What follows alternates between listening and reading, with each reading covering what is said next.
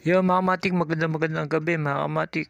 Dahil sa ginabi ng si Do kamatik, mga kamatik, tinapos ko yung aking bagong obra na Guryon mga kamatik. Sariwang mga kamatik, kakatapos lang mga kamatik. Bagong disenyo, mas maganda mga kamatik. Tayo lang original niyan mga kamatik pagka magal tong disenyo mga kamatik. Malapad yung kanyang pakpak. Tapos yung kanyang puwitan mga kamatik, tira ni Do kamatik mga kamatik.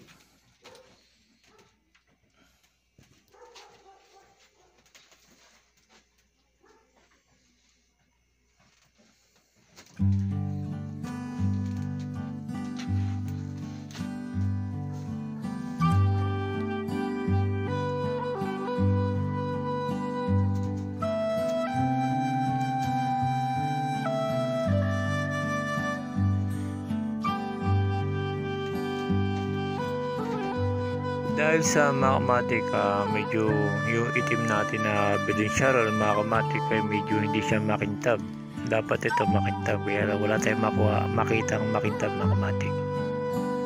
Pero okay na yan mga kamatik. Tinulayan ko na lang mga kamatik, binagaya ko na lang mga kamatik.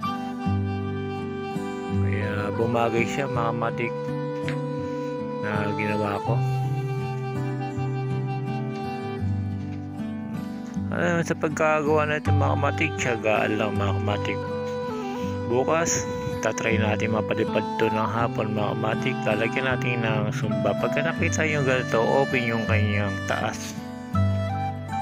Mga kamatik, dito nilalagay sumba. Para kasi dati mga kamatik, dito ako naglalagay sa kanyang gilid ng pakpak. Pero ngayon iniba ko na, dito ko na siya ilalagay. Para mabilis siya ikabit mga kamatik. Ang size na ito mga kamatik, nasa 6 feet. Siyempre sa 6 feet yung kanyang pakpak. Medyo inorte natin bilog. Bawas na siya mga kamatik.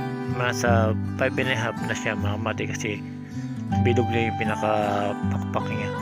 Pero kung diretso siya, nasa 6 feet mahigit. 5.5 mga kamatik. Ito yung bagong gawa mga kamatik na Guryon mga kamatik. Bagong obra, bagong design ni Do kamatik mga kamatik. Simple lang mga kamatik, pero pagdating sa area mga kamatik, unique na unique. Ang ganda tignan sa area mga kamatik.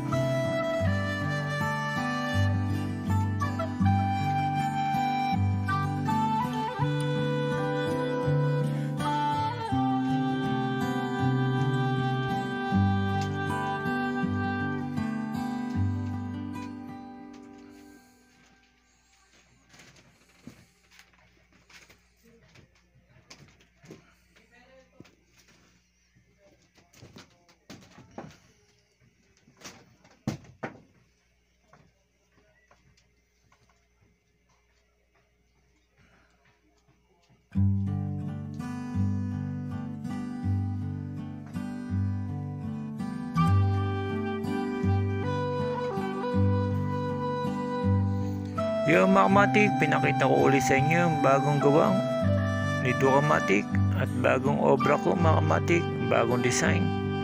Maganda mga kamatik. Pwedeng gayahin mga kamatik itong aking design mga kamatik. Madali lang ito gawin mga kamatik. Gaya na sinasabi sa inyo, bago kayo gagawa ng design, i-drawing nyo muna para kung saan nyo ilalagay yung kawayan para mabilis kayong makaisip ng disenyo pagka nag-drawing kayo. Para pagka gagawa kayo ng Guryon mga kamatik, alam niyo na kung paano siya ilagay yung kawayan niya mga kamatik at kakaiba.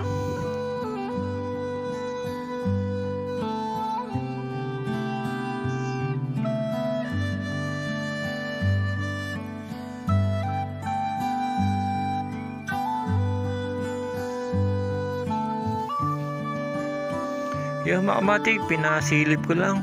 Pinakita ko sa inyo mga kamatik yung bagong gawa ko mga kamatik. Hanggang dito na lang mga kamatik. Si Do kamatik, laging matik. Makagalito mga kamatik. Bukas susubukan na natin yan para makita nyo lahat ng ginagawa ko mga kamatik na lumilipad. Yan ang style ni Duka Matik mga kamatik. Salamat mga kamatik. Ang bagong obra mga kamatik ni Duka Matik.